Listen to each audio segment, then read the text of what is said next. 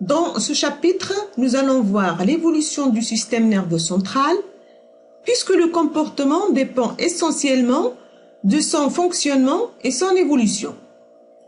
Cette évolution passe par plusieurs étapes. D'abord, la centralisation. La centralisation est un phénomène qui désigne l'importance croissante de la partie antérieure du corps au cours de l'évolution. Pour qu'il y ait céphalisation, il faut qu'il y ait une partie antérieure et une symétrie bilatérale. Ce phénomène se manifeste de deux façons. La première, c'est le regroupement de la plupart des organes sensoriels dans la partie antérieure, autour de la bouche. C'est une chose qui est évidente pour mieux surveiller ce qui y rentre ou de mieux diriger ses mouvements pour y amener les proies. Deuxièmement, le développement du système nerveux devient alors inévitable pour traiter toutes les informations qui proviennent à la tête. Ainsi, la convergence de toutes les informations sensorielles en un même endroit permet une meilleure intégration de l'ensemble des stimuli. Une centralisation plus ou moins poussée est caractéristique de l'évolution du système nerveux. On assiste à un passage d'un réseau nerveux à un système nerveux centralisé. Ceci, on va le voir sur la diapo suivante. Dans un réseau comme chez les célenterés, les anémones et polypes ou les oursins, l'excitation décroît au fur et à mesure qu'elle se propage. Cela permet uniquement la coordination de mouvements simples comme la locomotion ou la capture d'une proie. Le système en réseau existe également chez les animaux supérieurs et servent à la régulation des organes végétatifs comme le cœur et l'appareil digestif. Les principes d'évolution du système nerveux sont les suivants. D'abord, la concentration des neurones en masse ganglionnaire centrale, la formation de complexes ganglionnaires séparés, ensuite la formation de longues voies conductrices, parce qu'avec un réseau, vous avez des neurones et des interactions entre ces neurones qui sont très rapprochées. Et quatrièmement, nous allons avoir la séparation des voies afférentes et efférentes pour permettre une conduction unidirectionnelle de l'information et de la réponse motrice. Parce qu'avant, on avait une même connexion entre les neurones qui fait le relais et porte et envoie les informations. Les informations afférentes qui arrivent à ce noyau, ou plutôt à ce neurone, et les informations qui partent du même neurone empruntent la même voie. Mais par la suite, il y a une séparation des voies, si vous voulez, motrices et les voies sensorielles. Sur cette diapo, on peut voir la concentration des réseaux qui permettent d'aboutir à un véritable système nerveux. On trouve plusieurs niveaux de développement. Chez l'anémone de mer, nous avons un système nerveux sous forme de réseau. L'étoile de mer, quant à elle, elle possède un système nerveux formé par un anneau central et des nerfs radiaux qui propagent l'information vers les parties périphériques. Les annélides, les vers plats, ont un système segmentaire avec des ganglions et un cerveau plus ou moins développé. Quant aux arthropodes, et parmi les mollusques, les céphalopodes, comme la seiche, ont des ganglions cérébroïdes avec des lobes optiques importants. Les vertébrés sont les seuls à avoir un véritable cerveau et une moelle épinière. Et puis, nous avons le système nerveux périphérique avec les nerfs qui innervent tout le corps. Une autre étape importante de l'évolution du système nerveux central, c'est l'augmentation progressive de la taille du cerveau chez les vertébrés. Sur cette photo, vous constatez que l'homme n'a pas le plus gros cerveau, mais plutôt le plus gros cerveau, c'est l'éléphant qui le possède avec 5 kg. Mais on sait que les cachalots ont la plus grande masse du cerveau parmi les animaux existants, soit environ 7 kg 800. Après les éléphants, avec un cerveau de 5 kg, ils sont suivis par les dauphins qui ont une masse absolue du cerveau de 1,5 kg à 1,7 kg, alors que ce chiffre est légèrement supérieur à celui de l'homme, qui est de 1,3 kg à 1,4 kg. Le cerveau de l'homme est également environ 3 fois le cerveau de la gorille et 4 fois celui des chimpanzés.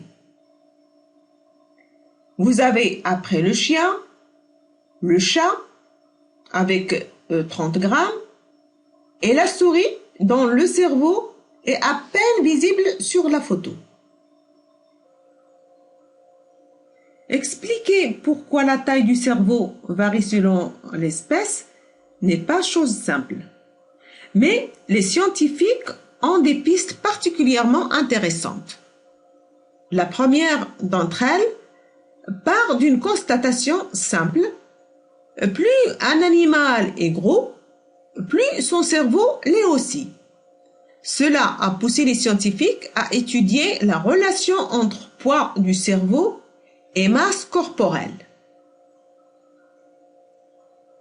Il suffit donc de mesurer le poids du cerveau et celui du corps et d'inscrire le point correspondant à chaque espèce sur un graphe logarithmique.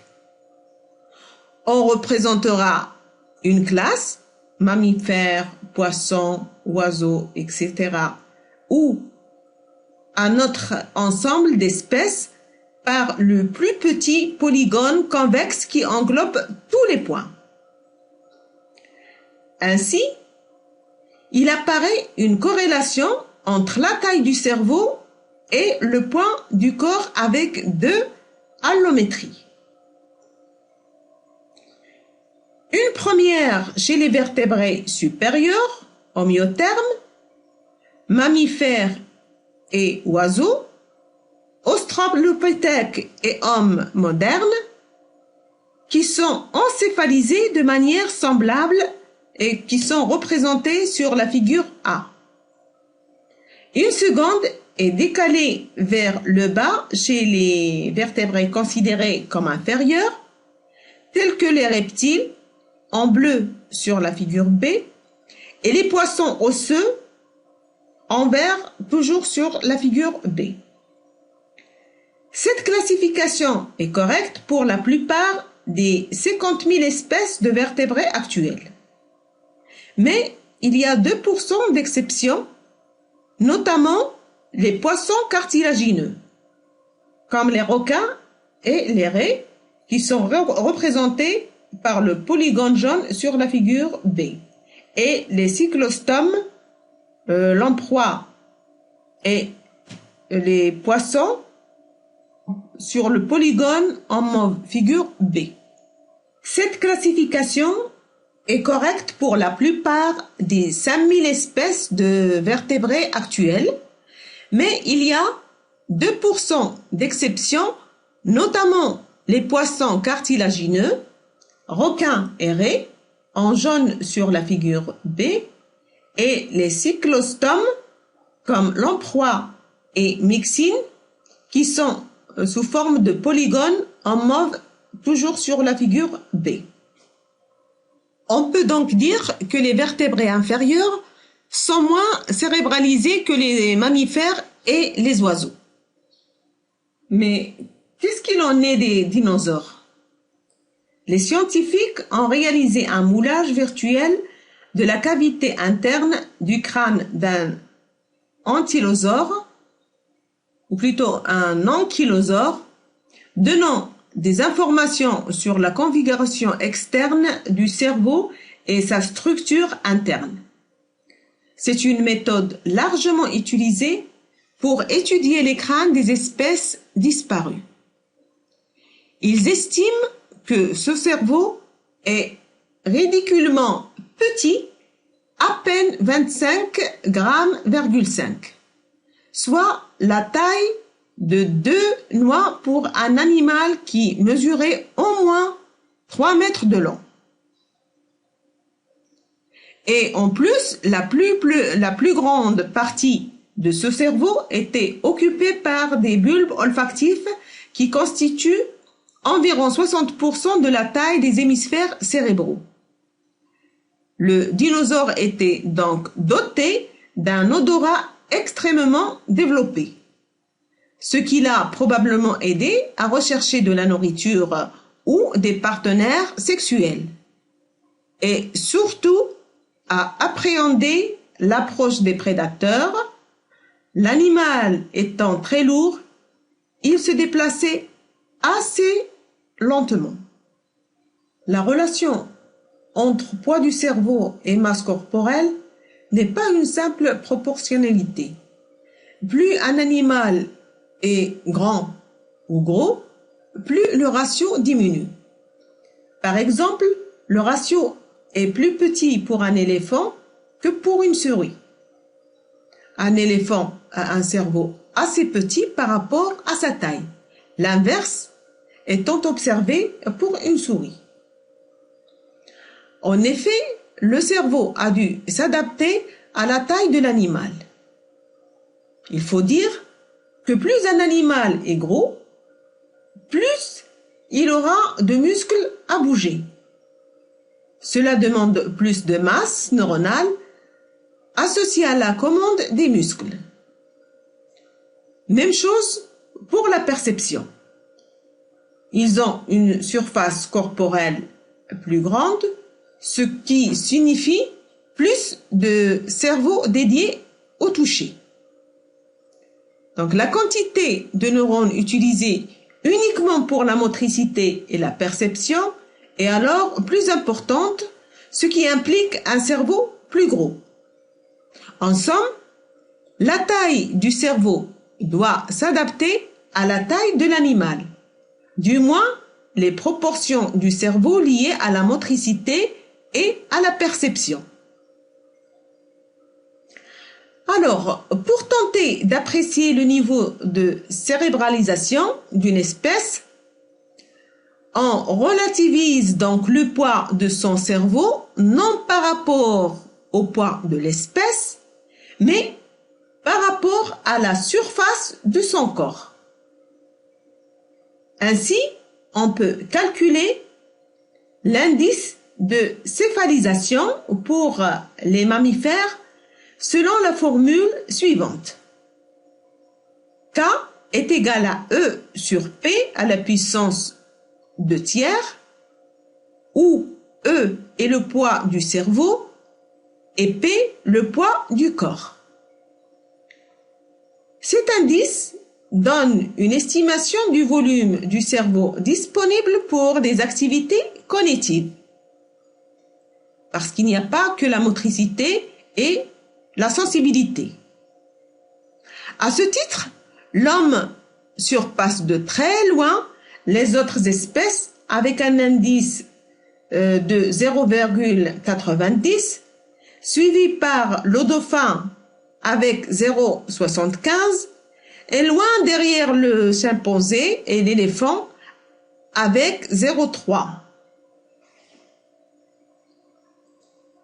Donc là, comme on a dit tout à l'heure, pour les animaux de grande taille, la part du cerveau nécessaire aux fonctions somatiques est plus grande, ce qui fait le reste, qui est responsable des activités cognitives, reste très faible.